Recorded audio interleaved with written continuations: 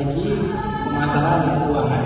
Perkenalkan, nama saya Reda Kusuma. Nama saya Desi Rosindasari. Nama saya Viviana. Nama saya Sugeng.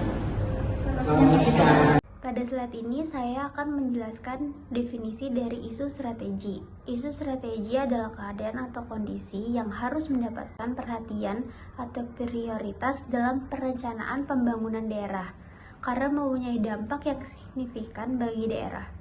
Isu strategi mempunyai karakteristik antara lain penting, mendasar, mendesak, dan menentukan tujuan penyelenggaraan pemerintahan daerah. Pada slide ini, saya akan sebutkan beberapa prinsip baru pemasaran menurut Paris, Guinan, dan Wernbeck. Yang pertama ada jangan hanya berbicara dengan pelanggan. Lebih baik kita bekerja sama dengan mereka melalui proses pemasaran.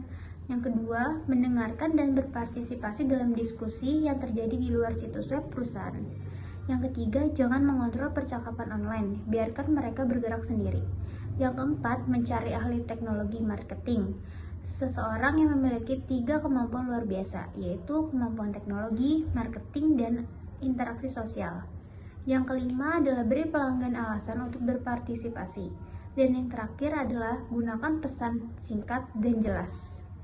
Selanjutnya ada media beriklan. Media sosial merupakan salah satu platform yang sangat penting dalam iklan digital. Platform ini memungkinkan perusahaan untuk berinteraksi dengan audiens yang lebih besar dan meraih segmentasi pasar yang lebih spesifik. Dalam menghadapi perubahan ini, perusahaan harus memahami perilaku konsumen, memanfaatkan media beriklan yang sesuai dengan audiens mereka, dan mengembangkan strategi iklan digital yang efektif. Pergeseran menuju iklan digital menuntut kreativitas, relevansi, dan keterlibatan yang lebih tinggi untuk mendapatkan perhatian dan kepercayaan konsumen. Akan melanjutkan presentasi dari teman saya sebelumnya. Di sini saya akan membahas tentang purpose based marketing.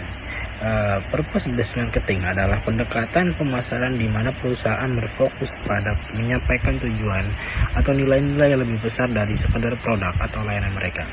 Nah, tujuan pendekatan itu yaitu bertujuan untuk membentuk hubungan emosional di antara merek dan pelanggan dengan memberikan nilai tambah yang lebih dalam. Contohnya yaitu yang pertama itu bermitra dengan organisasi nirlaba atau badan amal untuk mendukung tujuan tertentu. Yang kedua itu mengambil inisiatif untuk berdiri menentang isu kontemporer. Yang terakhir yaitu menyelaraskan dengan suatu tujuan saat peluang itu muncul. Selanjutnya saya akan membahas tentang segmentasi pasar. Segmentasi pasar sendiri adalah proses membagi pasar menjadi kelompok-kelompok yang lebih kecil atau segmen berdasarkan karakteristik yang sama. Nah, tujuan dari segmentasi pasar adalah untuk membagi pasar menjadi kelompok pelanggan yang dapat memiliki karakteristik yang sama. Dengan segmentasi pasar sendiri, perusahaan dapat memenuhi kebutuhan pasar dengan lebih terarah dan juga efektif. Nah, jenis-jenis itu ada 4. Yang pertama demografis, yaitu berdasarkan usia, jenis kelamin, pendapatan, pendidikan, dan juga pekerjaan. Yang kedua itu dari geografis, berdasarkan lokasi, wilayah, kepadatan penduduk, iklim, dan lain-lain. Yang ketiga itu dari psikologis, berdasarkan gaya hidup, nilai-nilai, sikap kepribadian, dan lain-lain. Yang terakhir dari perilaku, berdasarkan perilaku pembelian, penggunaan produk, loyalitas merek, dan lain-lain. Selanjutnya yaitu pentingnya segmentasi pasar. Segmentasi pasar itu ada 3. 1. Diperlukan untuk mengembangkan produk, monetasi, dan verifikasi. 2. Memungkinkan perusahaan untuk beroperasi dengan sumber daya yang lebih sedikit. 3. Memungkinkan perusahaan untuk memaksimalkan keuntungan per unit dan penjualan per segmen. Penempatan atau pemosisian produk. Penempatan atau pemosisian produk adalah strategi yang digunakan perusahaan untuk mengkomunikasikan tempat atau peran yang diinginkan produk atau merek dalam pikiran pelanggan di dalam segmen yang dituju. Tujuan adalah untuk membedakan produk dari pesaing dan menarik pelanggan. Proses penempatan produk. 1. Menganalisis pasar dan posisi pesaing. 2. Menentukan posisi produk baru di antara produk yang sudah ada. 3. Mengomunikasikan citra produk merek tertentu. 3. Menentukan target audit. 4. Menentukan kebutuhan target audit. 5. Menentukan cara produk dapat memecahkan masalah pelanggan. Itu ada isu-isu keuangan dan akuntansi. Beberapa isu yang umumnya muncul dalam keuangan dan akuntansi yaitu meliputi yang pertama ada pelaporan keuangan, yaitu persiapan dan penyajian laporan keuangan ini yang akurat dan tepat waktu sesuai dengan standar akuntansi yang berlaku. Yang kedua ada pengelolaan arus kas, yaitu mengelola arus kas dengan efektif untuk memastikan bahwa perusahaan ini memiliki cukup likuiditas untuk memenuhi kewajiban saat jatuh tempo. Selanjutnya ada penghitungan biaya pendapatan, yaitu menghitung biaya produksi dengan akurat untuk menentukan harga jual yang sesuai dan mengoptimalkan keuntungan. Selanjutnya ada pajak, itu manajemen pajak yang efektif dan pemahamannya mengenai implikasi pajak terhadap keputusan keuangan dan bisnis.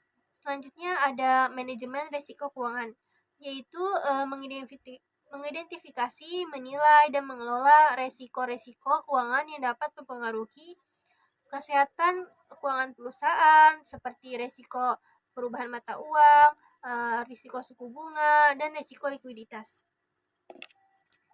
Selanjutnya ada masih di tema yang sama, yaitu isu-isu keuangan dan akuntansi.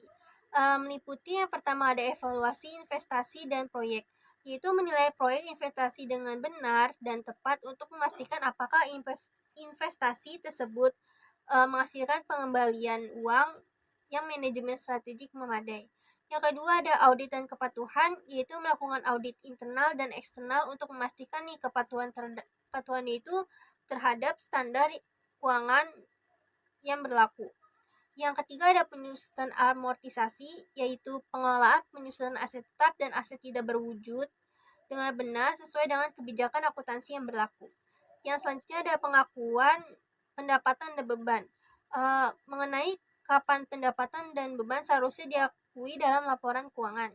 Selanjutnya itu ada kepatuhan regulasi, yaitu mematuhi peraturan dan standar akuntansi yang berlaku di wilayah atau wilayah tertentu seperti International Financial Reporting Standard atau IFRS dan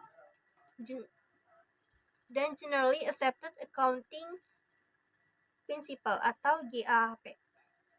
Sekian dari presentasi kami. Kurang lebihnya mohon maaf. Wassalamualaikum warahmatullahi wabarakatuh.